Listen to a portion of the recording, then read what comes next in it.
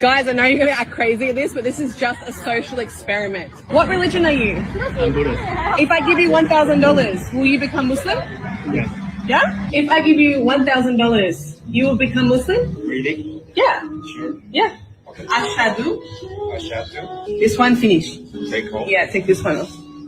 What religion? Religion, no religion. No religion. Yes. If I pay you $1,000, will you believe in my God? Okay. Who do you pray to now? Jesus. Jesus. I will give you $1,000. You pray to Allah instead. Yeah. Okay? Okay. Okay. Now let's try at the temple. These are all different gods? Yeah, many gods. Would you pray to a different god if I give you money? Oh, sure. Okay. Yeah. Only one god. And you believe in one Yeah, god. yeah. And you pray to the one god. One God. That's right. Allah. Thank you, Allah. Okay. Okay. If I gave you $10,000 right now, would you stop being Muslim? No. Of course not. What about like... No, only 10,000. You give 1 billion, trillion also I don't No? expect. If I gave you $1,000, would you change your religion? There is not enough money in this world to be on the true path. If I gave you $1 million right now, would you stop being Muslim? Would you leave Islam? I can give you my head, give you, but I cannot change my mind. Just take off your hijab for $10 million. Why not? This is more valuable than just money. Guys, I know you're going to act crazy. Did you know Malaysia and Indonesia became majority? Tahu nggak sih, kenapa banyak orang disarankan minum madu saat sahur dan berbuka? Karena madu bukan cuma manis, tapi juga jadi bahan bakar alami tubuh saat puasa. Organ pertama yang terbantu adalah lambung. Madu melapisi dinding lambung, bikin perut lebih tenang dan gak kaget setelah kosong seharian. Kedua, hati. Madu membantu proses detoks dan mengubah gula alami jadi energi stabil. Ketiga, otak. Glukosa alami dari madu bikin fokus lebih awet, gak gampang lemes saat puasa. Keempat, jantung dan darah. Madu bantu menjaga aliran energi supaya tubuh gak drop mendadak. Makanya, sahur dan berbuka pakai madu bukan cuma manis, tapi bikin puasa lebih kuat, stabil, dan nyaman. Educlay juga kasih solusinya di keranjang kuning. Tinggal cek madu asli sudah terverifikasi supaya puasanya lebih stabil dan sehat. Follow Educlay untuk fakta menarik tiap hari. Jam 8 itu paling santer jam 9 saya sudah bangun. Betul. Saya buka Komal, tidak ada apologet yang bangun. Atau mereka sibuk. Mungkin mereka butuh ini. Betul. Kayaknya butuh ini. Karena begitu saya buka Komal pagi-pagi, saya cari, mana ini Ya Komal? sering. Sekarang ini kok nggak ada yang buka. Oh, Iya. siap bang. Tadi pagi, kemarin begitu terus. Jadi gimana mau dakwah kita ini bagus? Sementara saya mau solo, jaringan nggak bagus. Gitu. Kita kalah sama Pak Bombom. Nggak ada yang seperti Pak Bombom. Bisa 12 jam, 13 jam sendirian. Iya, betul. Jadi ya teman-teman apologet, dan bukan juga hanya apologet, Dinda. Siapapun netizen kan juga ikut begadang.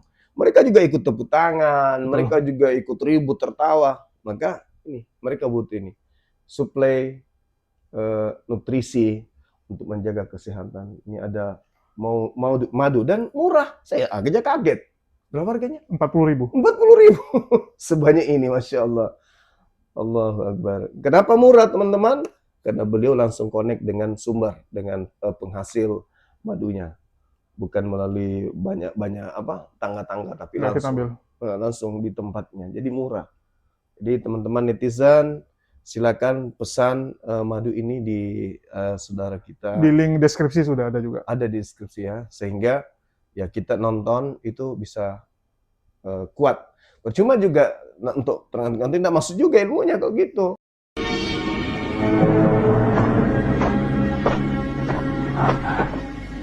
你没事吧？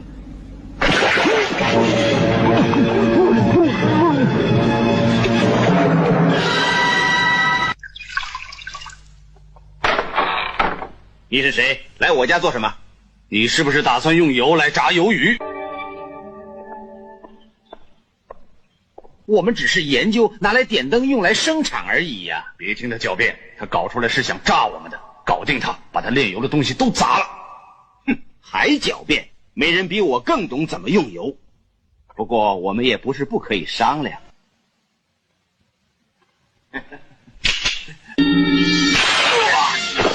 你竟然偷袭我！你，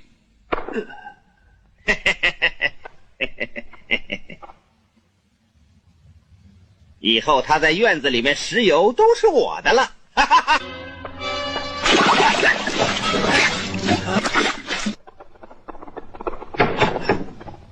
长老，打死他，给我们的长老报仇！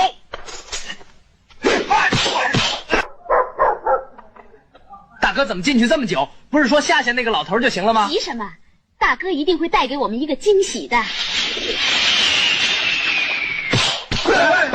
出事了！别管大哥了，快跑啊！哎呀，别打了，别打了！我一定会回来的哦。Assalamualaikum warahmatullahi wabarakatuh. Berjumpa lagi dengan HMC News, channel Portal Berita yang menyajikan informasi seputar dunia debat lintas agama secara tepat, cepat, akurat, dan terpercaya. Istiqomah, teman-teman. Satu kalimat yang gampang sekali diucapkan, tapi belum tentu bisa kita lakukan. Teman-teman bisa lihat ya, orang murtad, mualaf setiap hari jumlahnya luar biasa banyak. Setiap hari ada saja orang yang berpindah keyakinan, baik yang akhirnya menemukan hidayah, masuk ke Islam, maupun orang-orang yang disesatkan keluar dari Islam. Sekali lagi teman-teman ya, mohon maaf, dari kacamata Islam, kami mengatakan orang-orang yang keluar dari Islam tentunya adalah orang-orang yang tersesat, orang-orang yang dibutakan, orang-orang yang berhasil dibujuk rayu oleh syaitan menuju kebinasaan.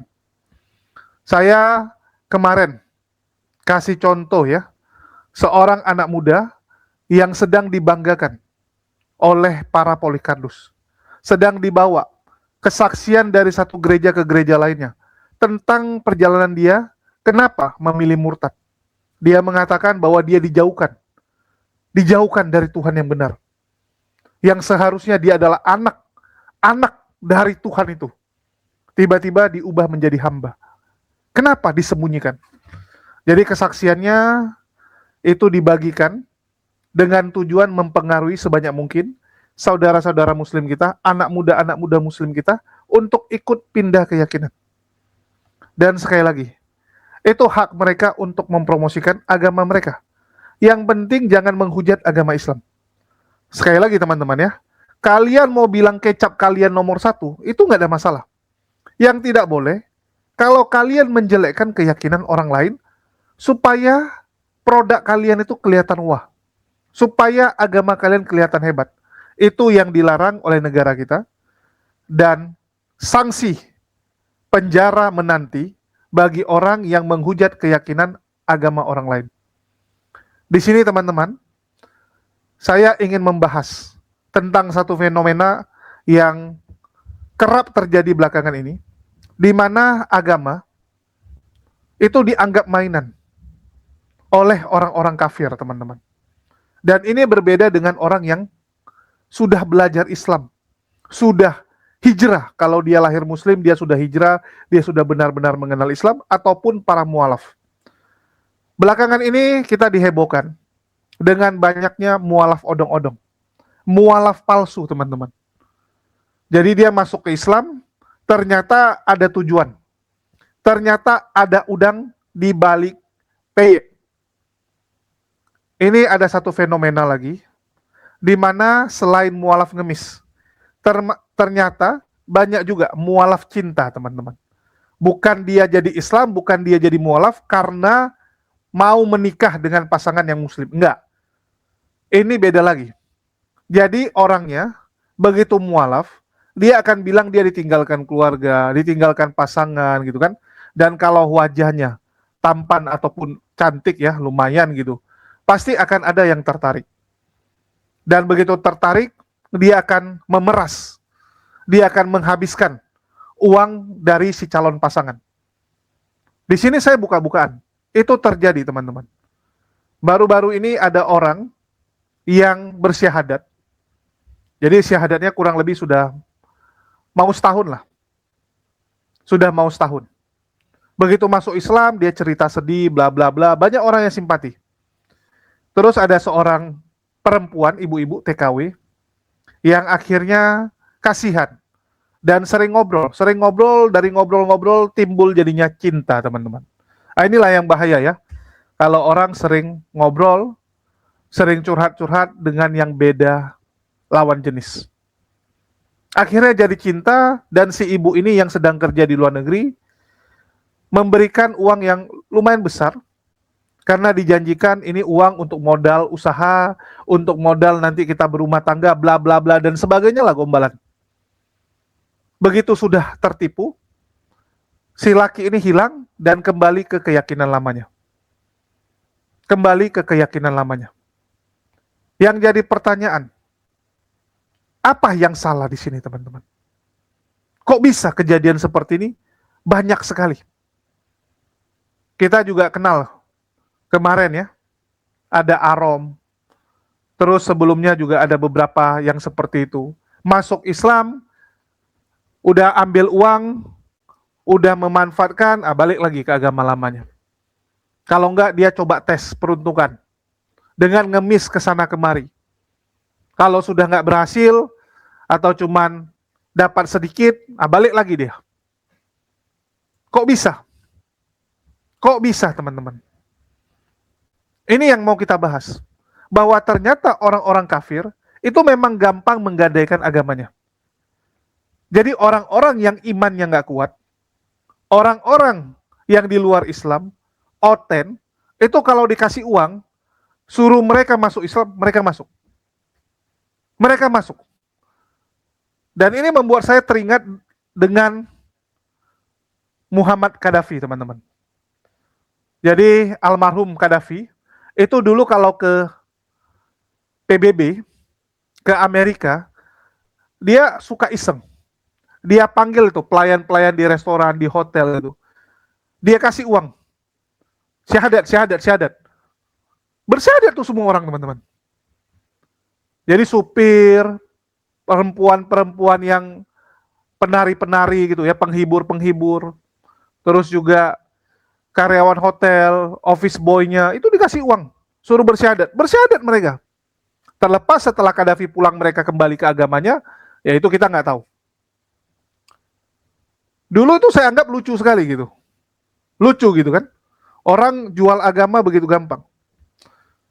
Tetapi alhamdulillah, kalau orang yang iman Islamnya kuat, sekali lagi ya, bukan yang Islam KTP, tapi Islam yang benar-benar, itu tidak akan menggadaikan imannya hanya untuk uang.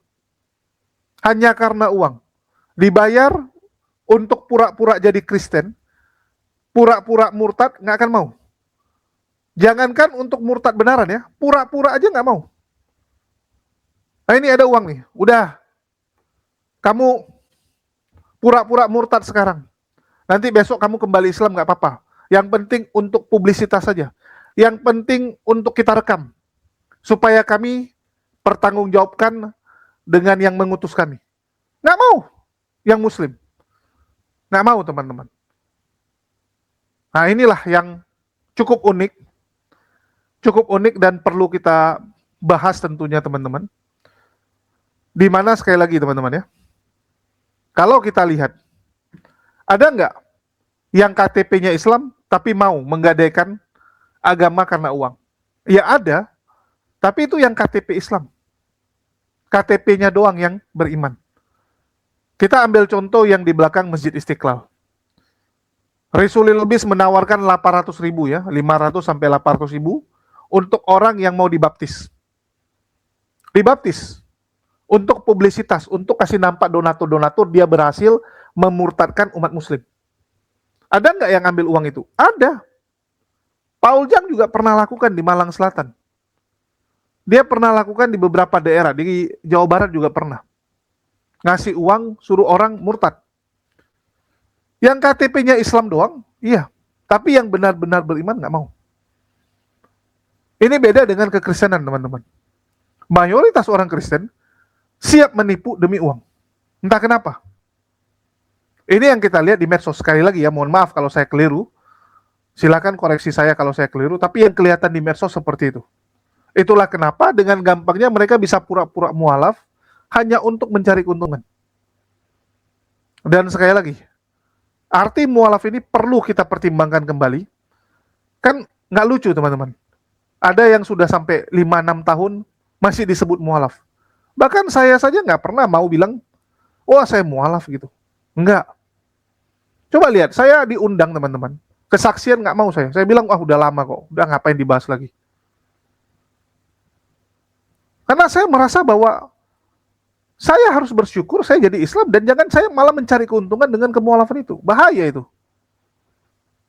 Ya. Apalagi orang yang hidup dari ibah orang lain. Itu menjijikkan gitu. Berdirilah di kaki Anda sendiri. Berikan prestasi. Orang kalau membantu kita karena kita berprestasi, itu oke gitu. Jangan karena Anda menjual hal-hal yang nggak benar. Kita lihat ya, Eropa sekarang teman-teman. Amerika. Itu kan sudah setengahnya ateis. Dan orang-orang ateis ini ya oke aja gitu kan. Dikasih uang, pindah agama, wah paling senang. Paling senang, paling cepat, paling gampang. Tapi alhamdulillah orang Islam nggak gitu. Orang Islam nggak gitu. Dan sekali lagi, itulah pentingnya nilai-nilai tauhid ditanamkan buat anak-anak. Buat generasi muda kita. Karena kita sedang dibombardir nih. Begitu marak mereka. Baik lewat propaganda di media sosial. Pergerakan mereka di lapangan. Upaya mereka mensinkretismekan antara Kristen dan budaya Barat. Jadi budaya Barat itu jadi pintu masuk bagi agama di luar Islam. Karena mereka menganggap bahwa Islam itu kan musuhnya budaya Barat. Kalau yang namanya gaya hidup bule nggak cocok sama Islam. Gaya bule ini kan kalau nggak mabuk, nggak minum, nggak keren. Nggak kumpul kebo, bukan pacaran. Dan kita sekarang mulai melakukan normalisasi teman-teman. Coba lihat di kota-kota besar ya. Anak-anak muda sekarang dengan berani gitu, tinggal serumah dengan pasangannya, dengan pacarnya gitu. Ini saya buka-bukaan ya. Kayak di tempat saya kemarin, di apartemen saya. Itu banyak tuh. Kalau dilihat dari wajah-wajahnya masih umur-umur 18, 19, 20 gitu ya. 20 awal gitu.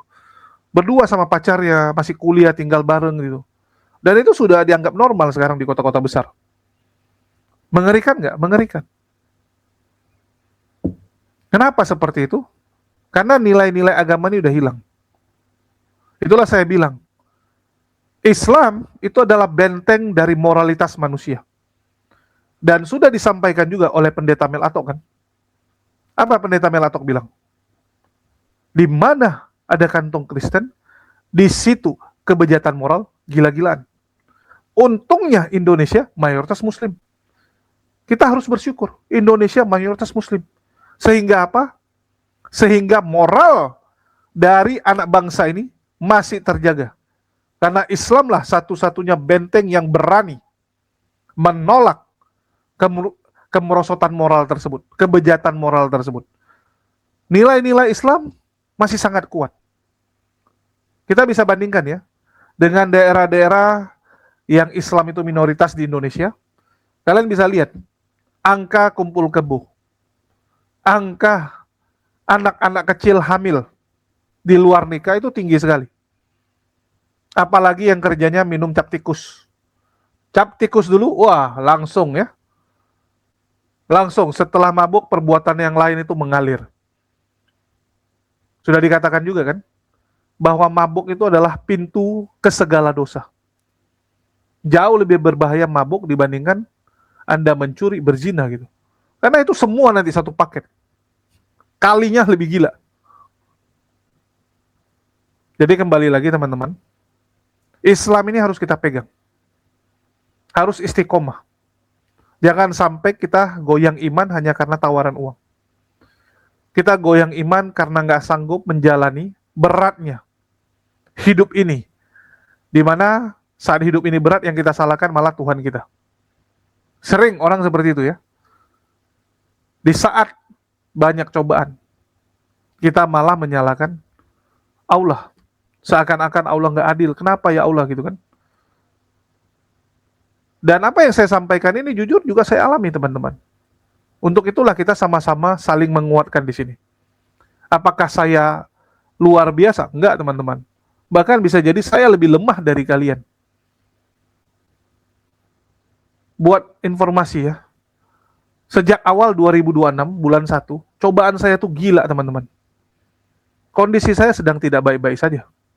Cuman kan nggak perlulah saya sampaikan. Nanti jadi bahan gorengan otet. Nanti berjilid-jilid tuh ya, kena azab dibikin sama mereka. Tapi ya udah, saya ngeluhnya sama Allah. Walaupun kadang-kadang ya, saya menunjukkan kekesalan gitu. Di konten, di postingan dan sebagainya. Dan itulah manusiawinya saya. Kadang kita berpikir, wah saya berjihad di jalan Allah. Tapi kok kayak gini gitu. Kok perasaan ya, saya setengah mati gitu. Tapi kenapa yang lain lebih dihargai? Kenapa saya nggak dihargai? Ada berpikiran seperti itu. Kok nggak adil Allah? Tapi ya sekali lagi, rencana Allah nggak bisa saya tebak. Yang bisa saya lakukan adalah mengimani bahwa itu yang terbaik. Saya yakin Allah punya rencana, punya sesuatu yang disiapkan kepada saya. Di balik semua pergumulan dan masalah yang saya alami. Alhamdulillah, iman saya kuat teman-teman. Ini biar kalian tahu teman-teman. Godaan iman tuh kuat sekali. Apalagi kayak saya ya. Yang notaben circle saya juga masih ada yang dari sebelah. Dan kalau saya mau jadi Polikardus, dan kalian bisa tahu ya, seberapa sadisnya saya kalau saya jadi Polikardus. Apologet Islam habis tuh semua teman-teman. Apalagi saya ngarsipin loh. Sampai Daman itu terkejut ngelihat arsip saya gitu. Wah beneran diarsipin sama Julius gitu. Aibnya Kores, aibnya Goldian. Jadi kita bukan nanti by ngomong, by data. Itulah dibilang sama teman-teman ya. Ini kalau yang lain murtad nggak masalah, jangan Julius gitu, mati kita gitu. Jadi kembali lagi, karena saya tahu tanggung jawab saya besar, maka saya harus kuat. Saya tahu bahwa godaan itu akan sangat besar karena Allah memberikan tanggung jawab lebih kepada saya, maka setan pasti akan menggoda orang yang seperti itu. Coba kalian lihat, godaan untuk alim ulama, godaan untuk ustadz-ustadz kita besar sekali teman-teman. Kenapa? Karena setan itu dapat poin lebih besar kalau berhasil menyesatkan alim ulama, menyesatkan orang-orang tokoh perjuangan Islam. Ini yang kalian harus tahu. Jadi jangan kalian berpikir, wah nih ustadz nih kok kayak ginilah kelakuannya. Kita nggak tahu kan godaan dia apa. Banyak orang yang terlena dengan pujian sekali, banyak lah yang membuat dia itu jadi silap gitu kan. Karena setan itu ngeri. Setan itu bukan melulu dengan ngasih kamu susah. Kadang-kadang kamu dikasih kelebihan, supaya kamu jadi sombong gitu, supaya kamu jadi berubah, supaya kamu jadi berbeda, itu bisa juga. Itulah kenapa setiap sholat, pastikan teman-teman, kembali ke diri kita, niat kita itu apa, kenapa kita muncul, apa sih yang sebenarnya kita lakukan gitu. Jadi, saya bersyukur ya, sampai detik ini Allah masih kuatkan, masih berikan hikmat bagi saya untuk saya tahu, saya masih diberikan rahmat yang luar biasa sekali oleh Allah, sehingga kalaupun nanti saya mulai berpikir kiri, berpikir kanan, Allah luruskan kembali. Kadang kita merasa sendirian ya, di tengah medan tempur yang begitu besar ini. Bahkan, jujur ya, saya termasuk kemarin tuh kecewa gitu, melihat teman-teman juga, baik teman-teman di kalangan apologet, maupun penonton gitu kan, saya merasa, wah, sendiri saya. Ngomong gak didengar, saya ngomong macam dianggap angin lalu gitu, waduh. Tapi saya pikir, ya kenapa juga mereka harus dengar saya siapa? Saya siapa gitu. Artinya apa? Mulai ada timbul rasa angkuh kemarin kan, merasa saya harus didengar. Terus saya introspeksi diri gitu, siapa saya sampai mereka harus dengar? Ternyata saya bukan siapa-siapa. Saya bukan siapa-siapa kalau bukan Allah yang memilih, bukan Allah yang memberikan kemampuan, bukan Allah yang menunjukkan apa yang harus saya lakukan. Nggak bisa saya. Jadi kembali semua, semoga kita nggak tersesat ya. Dan bagi teman-teman, kita bisa lihat juga bagaimana di Eropa, Amerika, kekristenan ditinggalkan, dan itu sudah diakui. Sudah diakui. Jadi kalau ada yang menghibur diri dengan bilang, enggak lah, kita sudah bangkit di Eropa. Gimana caranya bangkit? Gimana caranya bangkit? Anak mudanya udah malas ke gereja. Yang ke gereja tinggal orang tua. Dan orang tuanya juga usianya lagi pada ngantri. Ya, udah pada maghrib, isya umurnya. Gimana? Karena mereka tahu agama itu harus selaras dengan akal. Agama itu harus selaras dengan akal, teman-teman. Kalau nggak sesuai akal, pasti ditinggalkan. Dan saya sudah sampaikan ya, Allah berikan akal kita. Jadi jangan beragama karena pakai perasaan. Ini yang saya kadang-kadang lucu lihatnya. Di luar negeri, orang nggak mau lagi pakai perasaan beragama. Di Indonesia masih banyak sekali orang yang malah menentukan agama pakai perasaan.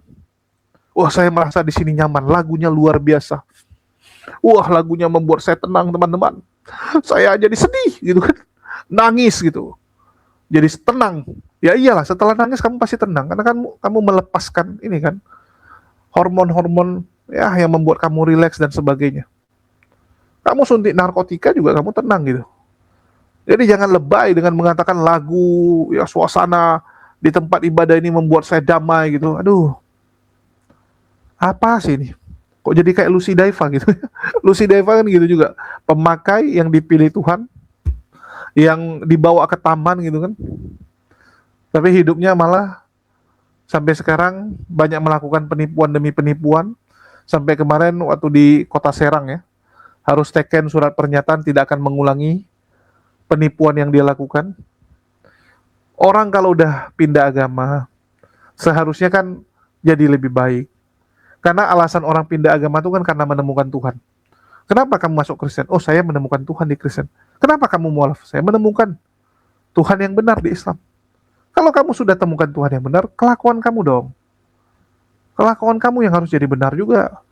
Jangan malah tambah brutal, malah bikin malu gitu. Jadi sekali lagi, ya mari kita sama-sama belajar teman-teman ya. Saya nggak tahu nih udah ngaco ngomong kemana ya. Kita lagi bahas dari orang yang gampang menggadaikan agama karena saya belakangan kesal gitu. Ini tiba-tiba dikasih tahu, wah ini yang mualaf ini kok begini gitu kan, udah balik dia gara-gara gini-gini. Lah, waktu kalian bantuin dia nggak nanya. Begitu bermasalah minta tolongnya ke sini. Apalah ini orang-orang kadang-kadang. Jadi besok-besok jangan curhat sama saya kalau yang bagian nggak enaknya aja gitu ya. Bagian enak nggak ngomong ke saya, bagian nggak enak ngomongnya ke saya terus. Aneh orang-orang ini. Ya, itulah kalau jadi tempat terakhir gitu ya. Saya dianggap tempat terakhir untuk berkeluh kesah mungkin. Dan itu salah satu yang Allah berikan ya, tanggung jawab yang Allah berikan juga mungkin. Oke. Dan bagi teman-teman jangan lupa di check out juga madu kita sambil jualan madu sambil ngonten ini. Lebih tepatnya jualan madu sambil ngonten, bukan ngonten sambil jualan madu ya. Karena memang penghasilan utama kita di madu sekarang. Kalau kalian nggak beli madu, kita susah nanti. Ya, susah.